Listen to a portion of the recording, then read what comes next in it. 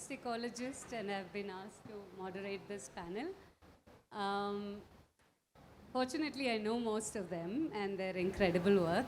So I was looking at their profiles yesterday, and I was thinking, such imaginative, creative, sort of reunion of science and creativity, so much passion in each of their materials, each of their work.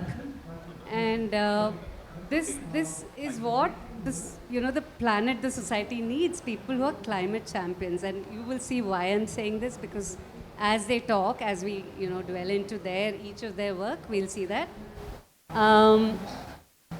Apart from that, I wanted to say that the idea of this panel was to also understand businesses, what are the facets of business that an entrepreneur has to unpack, even though they come from a space of passion, a space of addressing an environmental problem.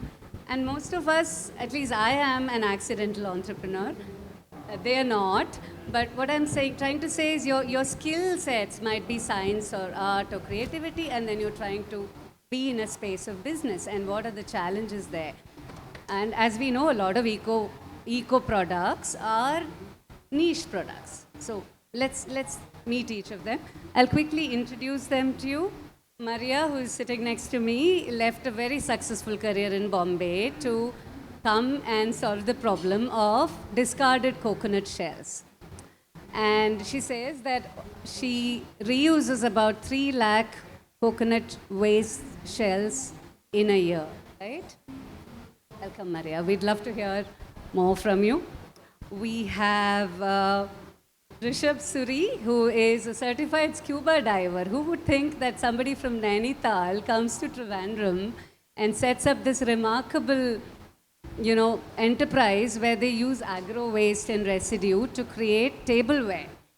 And his work is really fascinating. I've also known him in the capacity of being in the same cohort with something called the Buddha Fellowship.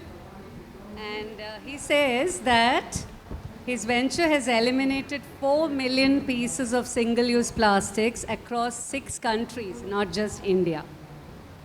Zuzana Gombošová is from Slovakia. She's a materials designer. She's a researcher, and her innovation is this biomaterial fermented from coconut water. Can you imagine coconut water fermented and then with a bunch of other biomaterials, creating an alternative for leather? So you can imagine how niche that sort of a product is.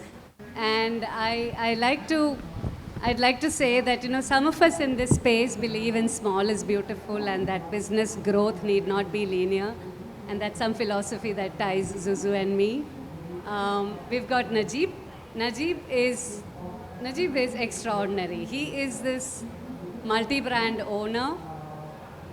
Imagine seaweed and algae and things like that, trying to solve the problem of energy and food crisis in the world, and that's what Zara Biotech does. He is the founder. So now I was thinking, since circular economy is something all of them are, working on, it is not something they chanced upon, right? It's quite the underpinning of all their ventures. And I thought the first question could be around how they see circular economy and the concepts of that driving their venture. And Najeeb, would you like to hop onto that one, and then we'll lead? Yeah.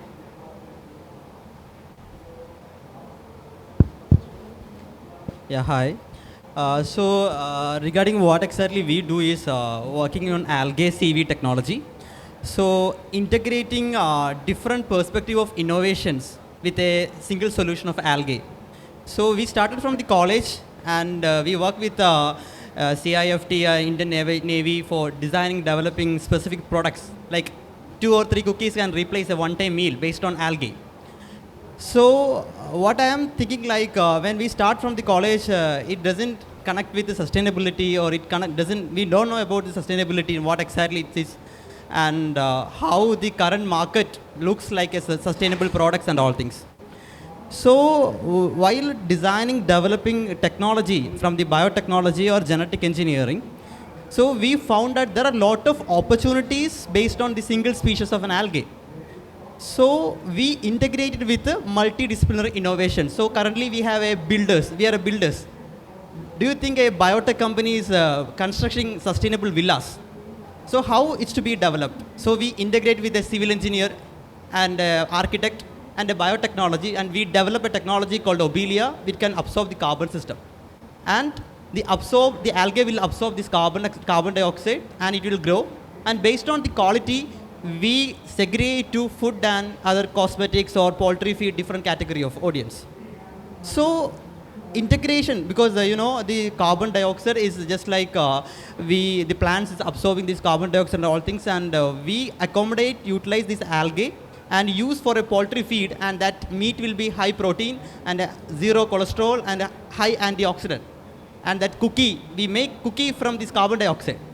So like that, as a company, we need multiple revenue models. We can't sell cookies and to be a millionaire. So we develop a manufacturing of food company, and we make an construction company. And construction company, the ticket size is very high. And yearly we do 2 or 3 projects only, and we make cookies. We have farms in poultry farms, and we make chicken, which have omega-3 egg and everything. So this is all connected to the circular economy system. So this is how as Manju mentioned about how a student startup can develop these types of companies, because even a one company we are struggling to establish to a break-even and all things. So, financial stability, rolling of cash and all things, even investments and everything is connected to the circular economy. So we only work with algae with multiple technologies. So this is our core field of technology. Yeah, okay. My mic's still working. Yes, Maria, you wanted to probably dwell on this because coconut shell and there's plenty in Kerala. So, yeah. So mine is relatively simple to explain. So I think as Keralites, we can relate to that a lot more. We call coconut the kalpavriksha. And I think even at our homes, I remember how my ancestors, Amaru, she would make a curry out of it. So I remember I used to see sustainability, right at my home. But as we grew up, we moved to cities for our work and fast life. We don't think of that at all. We're using steel ladles for cooking, we're using plastic brooms. And then somehow you think back, at that time, I think the main intention was maybe money, so that was actually sustainability at that time. But right now, with everyone's lifestyle being improved, we're so used to use and throw. Even when I checked into my hotel, there's a use and throw razor, there's a use and throw comb, the toothbrush. How many of us would really take the effort to bring our own, so we don't waste that. So that is the thought process which led me to starting something of my own, and I wanted to start something in Kerala where I was brought up. So I got back to Kerala. I was been thinking about what to do. I was visiting a few coconut shell units specifically because coconut was close to my heart, and I saw that coconut shells were being burnt or sent to the landfill. So that is where my idea of what can I do with shells. So it initially started off with just coconut bowls. So right now we do a range of 50 products, from bowls, cups, candles, anything that you would require in a home that will replace your everyday items in other materials like glass, steel, wood, etc. Bunch of home and living products behind you from the brand Thenga Coco. Rishabh, Zuzana, would you go for that? Hello, thank you for having me. I started pondering about what is going on with our material culture around 10 years ago. My background is in textile and fashion design, and by nature I'm a very creative person. I love designing, creating, making, and at some point I started wondering, okay, if there are many people like me and we all make something and we use materials that are cheap because most of us, have cost constraints and think about that, then of course, we end up with what? Forgive me for expression. We end up with a lot of crap that we can't really get rid of, and it ends up in landfill. So I started with the questions, and over my practice, I kept accumulating more and more questions, because if you get deeply into a problem or set of problems, rarely you come up with answers, but you come out with more questions. So I focused on materials that I believe and that I designed to be circular in nature. So when we usually design something, we think about the inception of the material, the use at most, but we rarely think about what happens with the product at the disposal, when we no longer want it. Maybe we inherit something, and everyone praises things that last long, and I agree, but sometimes you might inherit a comb from your grandmother that you think is utterly ugly and you will never use it, and it's made of plastic. What happens then? We need to think about different kinds of scenarios rather than preaching one only valuable alternative.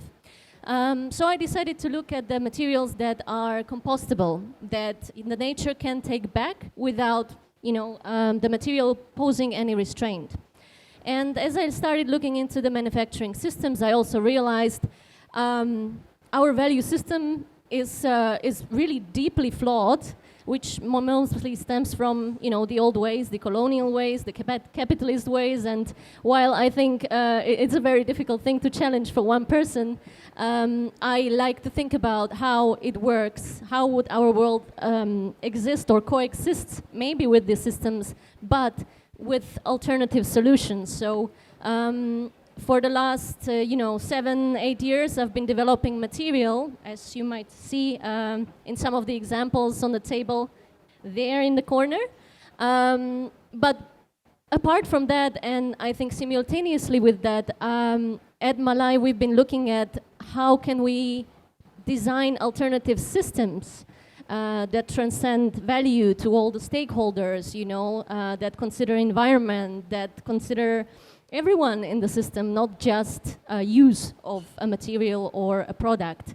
So yeah, I also work with coconuts, as you already mentioned. One of our main ingredients is called bacterial cellulose, which is a fermented material produced or fermented on water from waste coconut or the brown coconuts. And of course we all use it at home, even me as a foreigner, but unfortunately industrially water from mature coconuts is discarded in thousands of liters. Shame, shame, shame. So with our small initiative, we try to convert this water into fermentation media for this wonderful biomaterial called nata de coco or bacterial cellulose. And then we design different types of materials that can serve as alternatives to leather, but also to many other different kinds of applications. Imagination is really the only limit. Rishabh, you actually work with agricultural waste and residues. So do you think this is something that, maybe the audience is curious about the product? Mainly just stick to the product and the material. So before I just jump onto the product, I'll just tell you a little bit about myself. So prior to Qudrat, I was working in the automobile industry. I am a college dropout. And after that, I was working in my family business for 4 years. Automobile industry, as you all know, increases the carbon footprint. So during that period of time, since it was a family business, I wanted to expand my horizon and build something that had an identity of myself in it. And luckily, my family supported me greatly for that. And waste was an opportunity that we saw in a big way. We saw that it will be something that would be one of the most massive opportunities in the times to come. So that's where we came to waste from. Now, initially when we started our venture, we wanted to do more around solid waste, but we finally happened to stumble upon agricultural waste. Now, even speaking about agricultural waste, when we started our journey in Kerala, we were not really able to find what kind of waste we want to work with. So we started with something that's called water hyacinth, but unfortunately even that project never worked out. And then we moved on to rice husk and rice straw. So coming from there, we started with a single product, which is in the form of plates. Then we moved on to tumblers, we moved on to bigger plates. And then we realized that husk and straw is not the only form of agri-waste we want to be dealing with. We wanted to develop different ranges for different stratas of society. So something that can be premium, something that can be affordable, something that can scale up as quickly as possible. So that's when we also started working with a material called sugarcane bagasse, what's left over from sugarcane. And the journey hasn't stopped there. So we currently sit in our 20th month of sales, and we've expanded now to 4 to 5 different materials. We work with rice husk, rice straw, sugarcane bagasse, we work with coconut leaves, we work with rice flour, wheat flour, and now we're also looking at integration of recycling of paper. So at Qudrat, what we're trying to build is a company that starts from sustainable disposable tableware, but we want to finally be into the sustainable product bracket. So yeah, that's pretty much what we do. Amazing. So Qudrat is the name of the brand. I missed saying it earlier. It's such a beautiful name. So I'm sure all of you have challenges in mainstreaming. Most of these products are niche products. I mean, could you share some experiences on how you went about that? And that might mean talking about business strategy. It might mean reimagining something that, I mean, all of these are new products, really, imaginative products. But so how did you go about it? Yeah, actually, when someone is interested to do some sustainable products, like the first thing in our mind is just like it's very hard to market, it's very hard to sell and all things. So in my opinion, when we develop these technologies in Kerala, Thrissur, Kochi and all things, and like where we position our product, so that is a major impact point where our opportunities lies there. Actually, as a developing countries like in India, we have the only source to outstand is just invest on sustainability. Because when we go to Kenya or some African countries, they are into sustainability. So while developing technologies from the downstream, like in the rural village of Thrissur or Trivandrum and all things, so we have immense opportunities in the international market. So for example, this Obelia, this carbon absorption system. So initially we developed this technology from the college, and we pitched to different, as a engineering college, we go for Tech Fest and pitch to national and international events. So no one will accept these things because in Indian scenario and all aspects, carbon emission and all things are very irrelevant. And second thing is, now we talk about the climatic change and all things is about Delhi. For the Delhi, Mumbai issues, we talk about the climatic change. And still, we are very afraid, like with 10 to 15 years, the Kochi will be same as Delhi. So what exactly we need to invest? So the positioning of the product, like when we pitch to the Dubai International Airport, Airport Authority of Dubai, today the product is currently working on the DWC expansion plan, the Dubai airport, new airport. On the same time, we can't get appointment in Sial. So this is the embarrassing thing where we found that the positioning of the products. But the support from the state government, from like Kerala Startup Mission and all things, they are positioned like as a sustainability startup, and they, like for example, 6 months back, the Alliance team, the global company Alliance is just visited in Cochin, in Trivandrum and in Technopark, and Startup Mission gave an opportunity for us to pitch. So we pitched this product, and the CEO is very interested. So today, 3 days back, we deliver our first MNC product to the Alliance Technopark for this Obelia. So this is the first time we're doing it to MNCs. How it's to be connected? Because as the current situation of Zara Biotech, we can't enter to the vendor list of Alliance. Because we are not pre-qualified. With the special recommendation of the Kerala Startup Mission, they are just give a letter like whomso it may be concerned. This is a startup. These technologies validated with us. ഞങ്ങളുണ്ട് നിങ്ങളുടെ കൂടെ, ഞങ്ങളാണ് നിങ്ങളെ validate ചെയ്യുന്നത്. So like that, they give the certificate and we submit to CFO of the Alliance and they approved. So like that, we have an ecosystem here to support in every aspect, but the acceptability in the general market is very low. On the same time, if we need to generate the revenue and we need to generate the position the product, we need to go to where we need to position our product. So today we position our products to the Dubai or UK, US, other countries, and we generate revenue. On the same way, the Indian, for example, we pitched to Karnataka Parliament 2 weeks back. So we sell a product at 4 to 5 lakhs price. So they need in 1 lakh.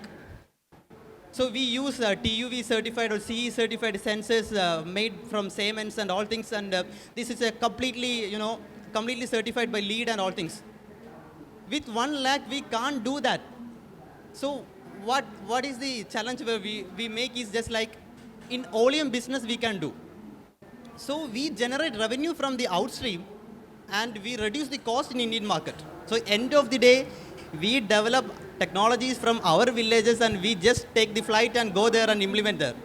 And we generate the revenue and we come here and with the oleum, we will install in Trivandrum and all things. So there is always challenges in developing technologies in the sustainability sector, but positioning of the product, that is very important. While we develop these cookies and all things, no one will eat in the Indian market, like even Kochi, we sell in 200 plus stores. The sales is very low. On the same time, the Abu Dhabi refinery and Aramco is taking 200,000 of tons per year. So the positioning of the product. So that is an important thing where if you are working in tech field or if you are working in the craft, if you are working on different aspects, the positioning of the product is very important and there are a lot of opportunities are there.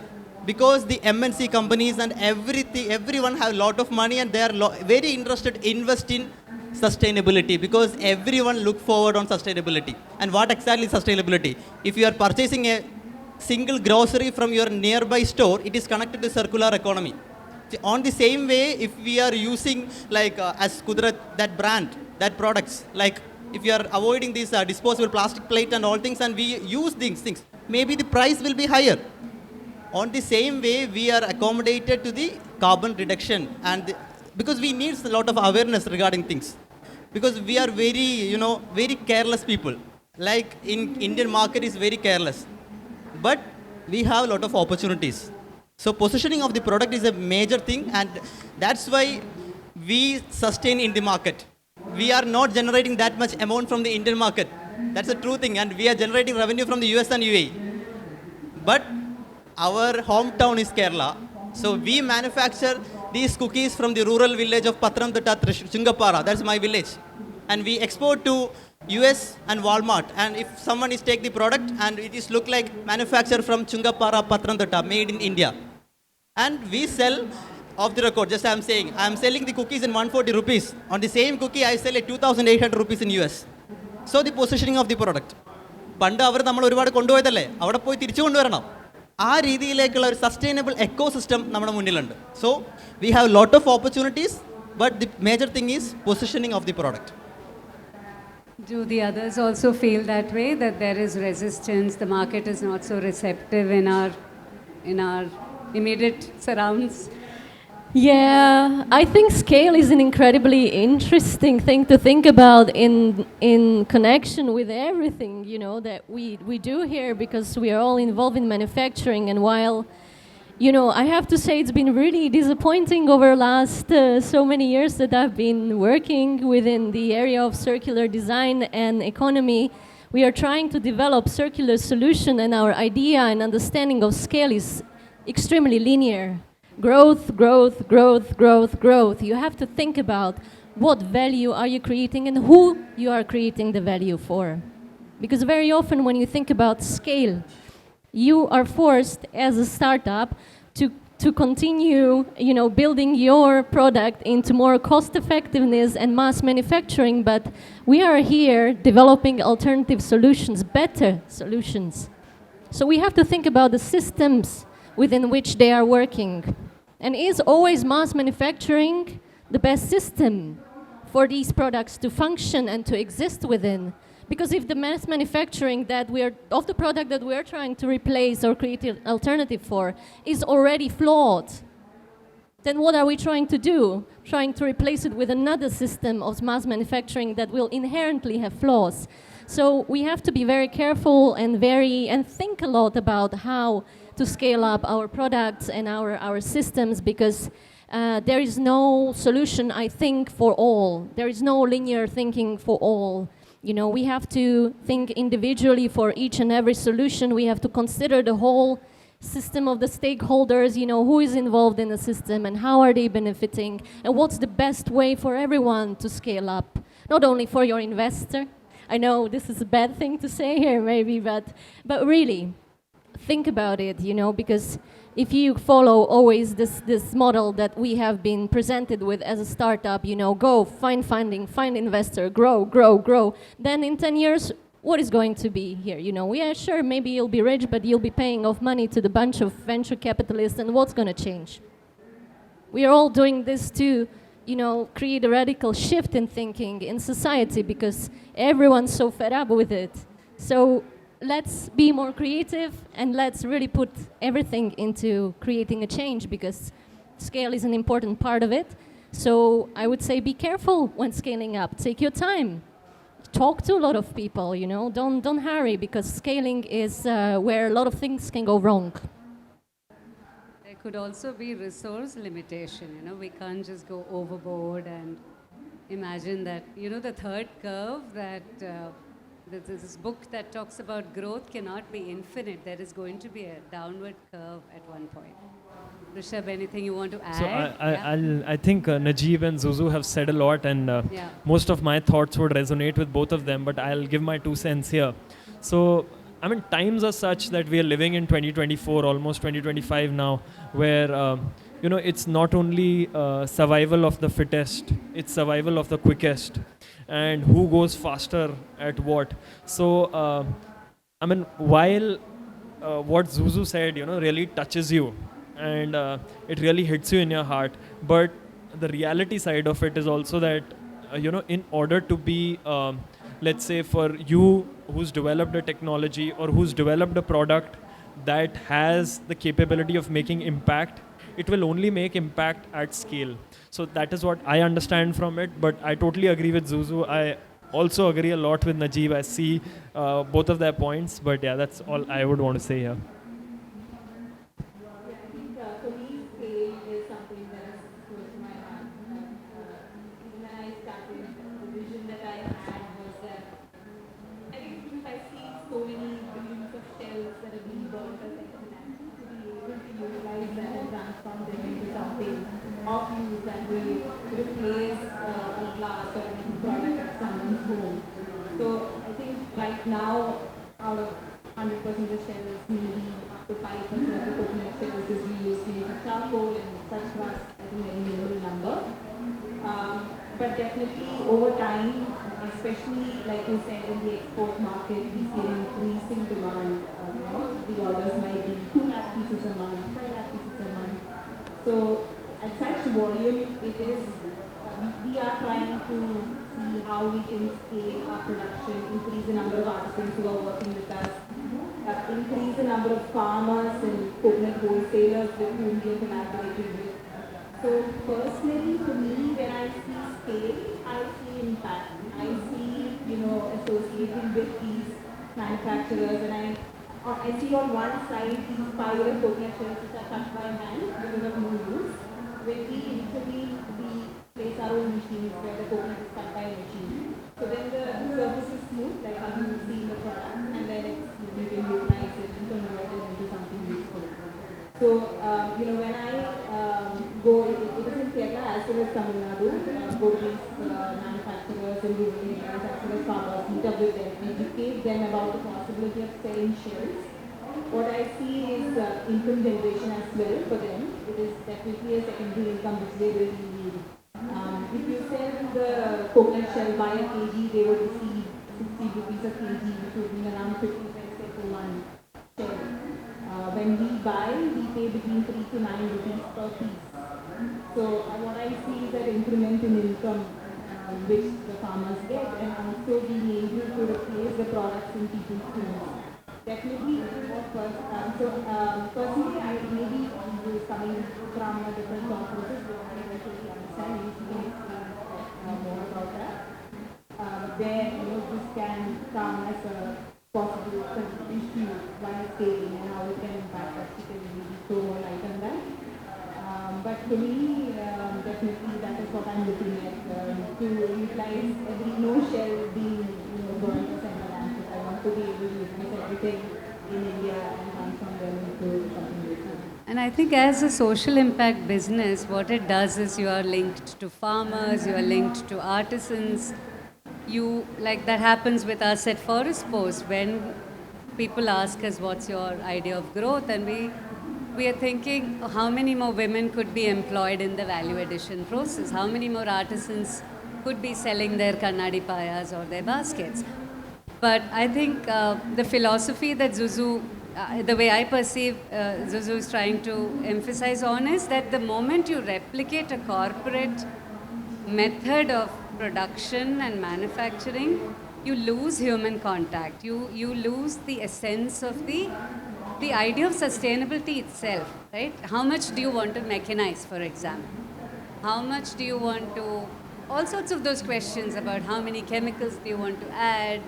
People always ask us, why don't you have shampoos? And I tell them, because you have to add type 1, type 2, type 3, these many more chemicals to have a shampoo in that format, rather go for a herbal wash rather than a shampoo format.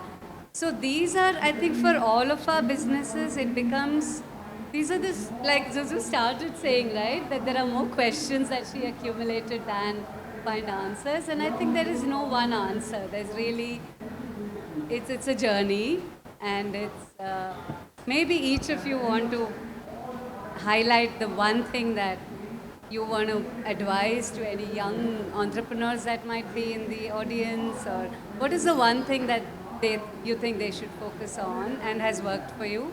It could be innovation, it could be team strength, whatever has been your experience. In one word if possible, or one phrase, and we'll open out for the audience to ask questions. Yeah, for me, just like I'm an engineer working on algae, and I'm a genetic engineer. So just I'm saying, like, if you're doing business, you need to revenue generation is the major thing. And second thing is just like scale. So it's just like a puzzle. So if you find a technology, if a sustainable thing, and how we can generate a profit line, how we can share a portion of our revenue to the retailer, wholesaler, and to be a stable business line and create a good business model, and need to be scale up in an industrial scale and generate the revenue and invest in more in R&D and develop more products and create an ecosystem. So this is our line of doing business. And actually we are not working on an NGO. We are working on a business. We have investors, we have stakeholders, and we need to share the ROI in monthly. So what balance sheet and everything. So like working on, for example, if I am manufacturing biscuits, I need to add preservatives to ship to US. 2 months of OH time. How can I preserve my product? And it need to be 9 to 8 months of shelf life. And do you think the preservatives are bad for health? Do you think, like anyone, preservatives is bad for health? Of course. No one. Anyone? So preservatives are developed to protect a processed food. If you are riding a bicycle without helmet, on the same way, if you are not using any preservative in a packaged product. Preservative is a mandatory thing if you are doing a processed food. The thing is, if you are if you compare like a packaged product as a fresh product, the fresh is the good one. And if you are planning to do a processed food, the preservative is a mandatory thing. Without preservative, we can't export, even we can't eat. So if you need the certification and all things, you must add preservatives. And we have, latestly, we have a lot of packaging technologies to preserve at least 2 to 3 months. So based on the government regulation, and based on the FDA and FSSAI and all things, we need to put the preservative in a mandatory level. If you exceed that mandatory level, it is very harmful for our body. On the same way, like some of the companies are like, because why I am doing this poultry business is just I am saying, like, some of the companies are like antibiotic free chicken. Do you think is that a logic thing? Antibiotic free chicken. We are not antibiotic free, actually. And the antibiotics for chicken and livestock is invented to treat the chicken if they have any disease and like that. So someone is like, marketing like we are selling antibiotic free chicken. So it's just like a myth. So we need to say that we are not using antibiotic as a growth promoter. So that is the key line. Not an antibiotic. For example, if I have a 10 lakhs capacity farm and if a chicken have a disease, I must do antibiotics to every chicken to protect the farm and protect the business and protect the chicken. So like that, there are a lot of myth in the market, in the preservatives, in the antibiotics free chicken, and everything will be there. So positioning of the product, and second thing is how we can, if you have, for example, if you have a technology or if you have something, we need to shortcut, we need to take the bypass, how we can generate revenue, how we can generate profit, who is your target audience, where we need to sell, and where need to position the product. I'm just strictly say that there are a lot of opportunities in the market of the sustainable products. Sustainable products is because the life cycle assessment of the product is categorized as sustainable product, and we have immense opportunities. But positioning and specific target audience, selling, generating revenue, and a good business plan, it's only way to generate and scale the business. So we think like that if you are traveling from Kochi to Trivandrum next 10 years, you will see like antibiotic free, not antibiotic free, is you have like a high antioxidant chicken as a Zara Pro chicken, and you will get these biscuits, 2-3 cookies replace a meal, and you will find some sustainable villas where the carbon emission, the total energy efficiency will be less. And if you go to the Cochin International Airport, currently we do a collaborative research with the University of California and University of Texas to develop an aviation fuel from the algae. So this research facility is located in Pathanamthitta. It's a genetic modified algae is growing in the rural village of Pathanamthitta to research the next global scenario of developing domestic flights will run with the cyanobacteria enabled aviation fuel. So how is to be developed? Because the University of California has developed this gene, and our opportunity is how we can economical feasibility we need to develop this product. So we are going to trials. So that much opportunity we have. And in my sector, and this algae and all things is not connected to sustainability. We have immense opportunities. We have this waste management system and develop value-added products. And we have, lot of companies are doing lot of things, even waste management and all things. Because as a social issue, there are a lot of problems daily we are affecting. For example, 6 months back, the Brahmapuram fire accident happened, the waste management system of Kochi. Brahmapurathinte 5 kilometer ചുറ്റളവിലാണ് Info Park is located. Info Park is at a time more than 25,000 people are working there.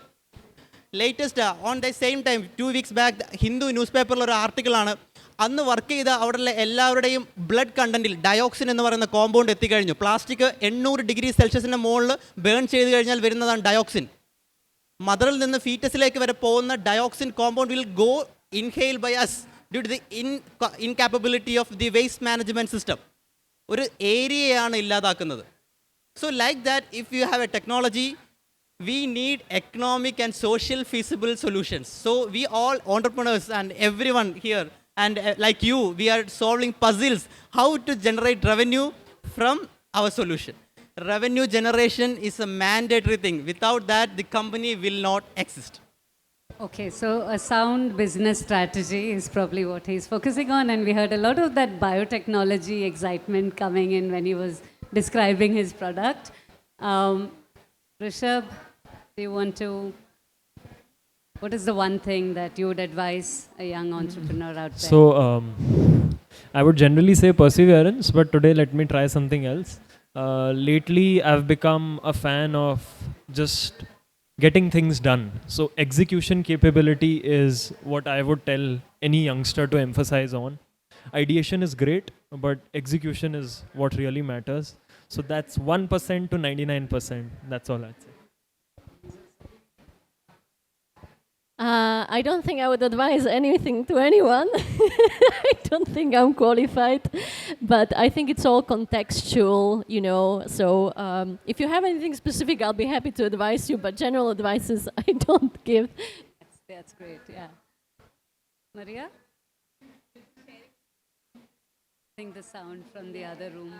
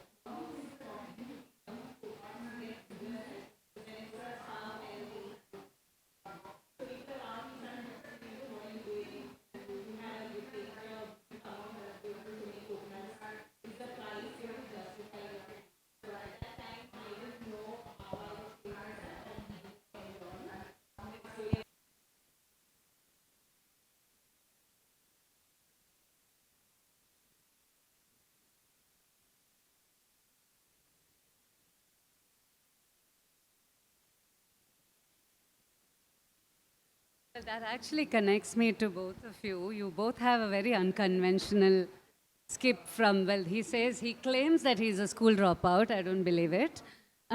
But, you know, what is it that, I mean, maybe I should ask you an unconventional question. People ask you what worked well, but what is it that you didn't do the conventional way to get to what you are, you know, where you are now? That's for me. Yeah, that's exclusively for you. So if you're throwing a no ball at me, let me try and give a free hit now. So not doing what was something that we didn't do right. Okay, so if I start here by telling you that what we didn't do right, and you gave me $1,000 for everything that we didn't do right, we would have built a unicorn by now. We did so many things that were not right. But since the topic is scaling, let me tell you about something more recent that has happened, and let's talk about scaling itself. So what happens is that we are also an early stage startup, 20th month of sales, not too old, and we sell in the domestic market, we sell in the international market, and we are hungry for clients. Like somebody just hints to us that they want to buy, and we go after them. And that should be the spirit of any, startup that is trying to make a mark over there. But what sometimes happens is that we let our vanity get the better of us. So just in case to get an order, this I am telling you out of my personal experience, there are people, if you're selling in the domestic market, suddenly you get an opportunity in the international market. There are some times that, your judgment gets clouded by your thirst for that order. So you will go all out to get that, and you may sacrifice on some terms there just in order to get that sale. So I think that is one of the bigger mistakes that we've made recently, overcommitment or trying to chase something so badly and you don't end up getting it. So coming back to the drawing table where, my mentor often tells me that, Rishabh, turnover is vanity, profit is sanity, and cash flow is reality. So I think we should be living by that, and we've learned it the hard way. Really very cool, advice. Zuzu's advice probably tucked in somewhere down there underneath the surface. But we can open out to questions now, and let's have a little bit of interaction before time runs out. To any of our speakers.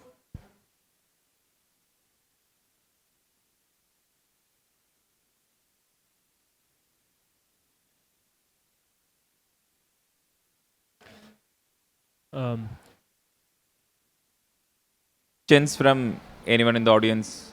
Questions, please. If there are no questions, can I ask a fellow speaker a question, if that's permitted?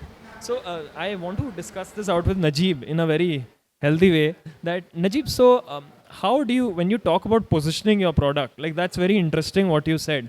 And I feel that generally when we also go and try to pitch our product, sustainability and affordability are two different ends of the segment altogether. And we notice that the bigger the client, the higher the stature the client has, the more his bargaining power, the bigger the cost cutter he is. So I just want to hear your point of view on that, like where would it be that we may be going wrong, that we can pick up some cues from you?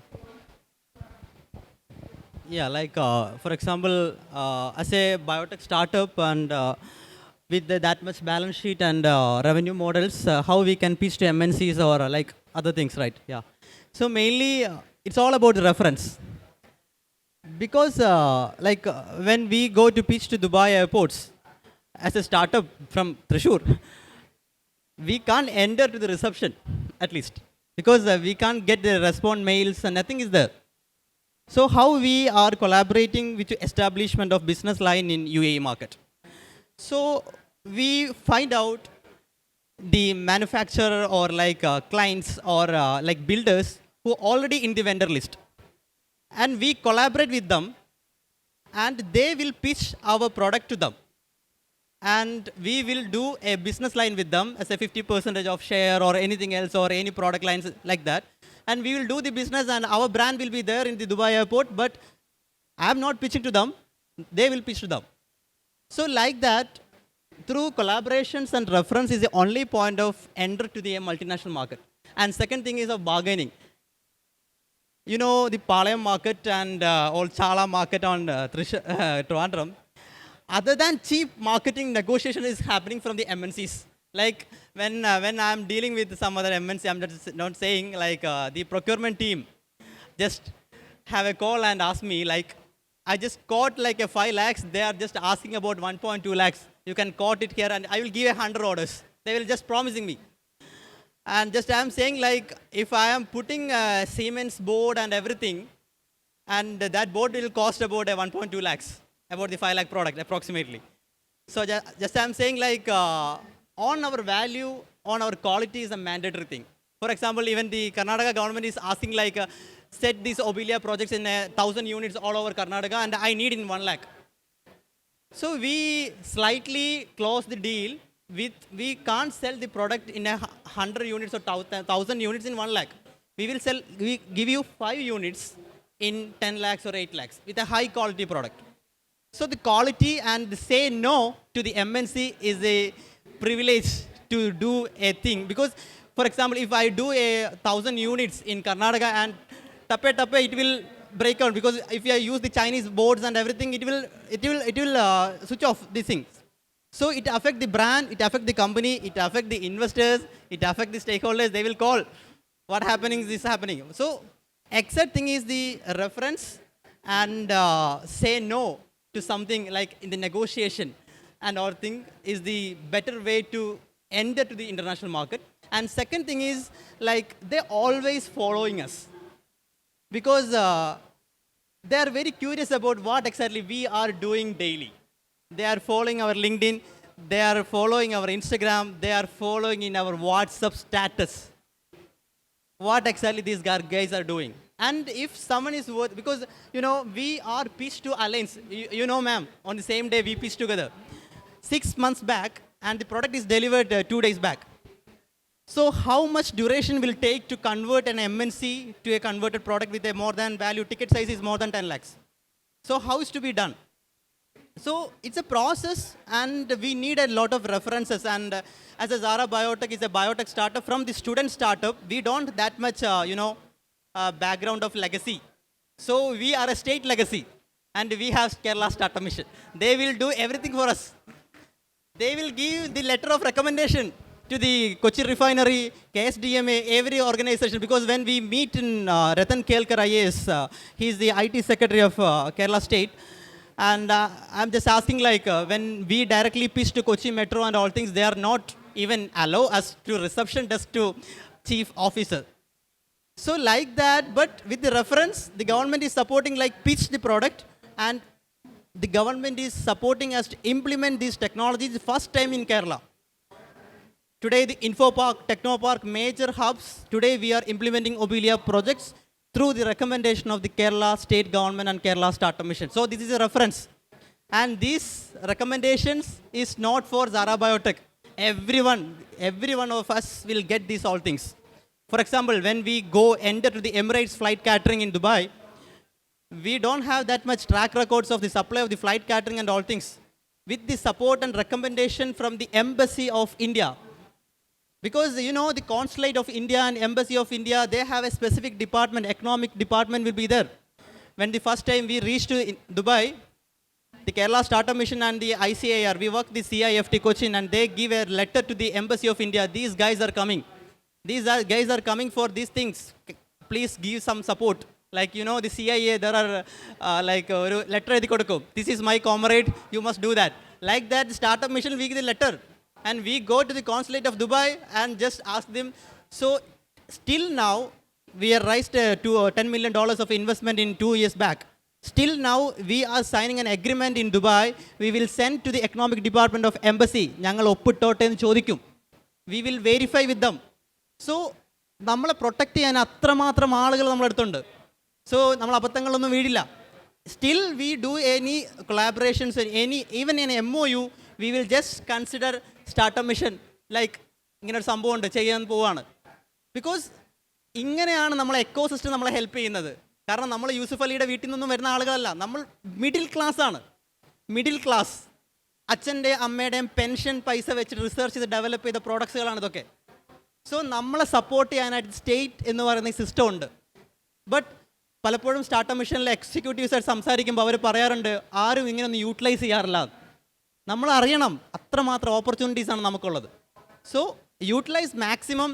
പിന്നെ നിങ്ങൾ മുട്ടിയ ഉടനെ തുറന്ന് തരത്തില്ല, നമ്മൾ കഷ്ടപ്പെട്ട് കഴിഞ്ഞാലേ കിട്ടത്തുള്ളൂ. So ഈ രീതിയിലേക്കുള്ളൊരു എക്കോ സിസ്റ്റമാണ് ഞങ്ങളെ ഈ രീതിയിലേക്ക് വളർത്തിയത്. അതുകൊണ്ട് വളരെ വ്യക്തമായിട്ട് പറയാം, we are a state legacy of the state from the dome of a self financing college, not from an IIT or NIT. Self financing college, Irinjalakuda രൂപതയുടെ അണ്ടറിലുള്ള സഹൃദയ കോളേജിൽ നിന്ന് വന്ന സ്റ്റാർട്ടപ്പാണ് ഇന്ന് ഇത്രയും വലിയ 3 കൺട്രീസിലായിട്ട് എസ്റ്റാബ്ലിഷ്ഡ് ആയിട്ടുള്ള ബിസിനസ് ലൈൻ ക്രിയേറ്റ് ചെയ്യുന്നത്. And I'm just saying once more, revenue generation, if you are starting a company you need the revenue generation. നമ്മൾ NGO അല്ല തുടങ്ങുന്നത്. I am just saying like we develop sustainable products and we generate revenue. We need both. So this is a mandate. This is my first advice and last advice for everyone. We must, if you are selling a sustainable pen, you need to position like that and get the money in your profit line. I think we have run out of time. Sure item ചോദ്യങ്ങളൊന്നും ഇല്ലല്ലോ ഓഡിയൻസിന്. In which case I'd like to thank you all for being patient listeners. And we are all available for the next 2-3 days, except Zuzana is leaving, I think. Maria is also leaving. Rishabh is also leaving. Okay, Najeeb and I will be around. But I hope to see you all around. Thank you.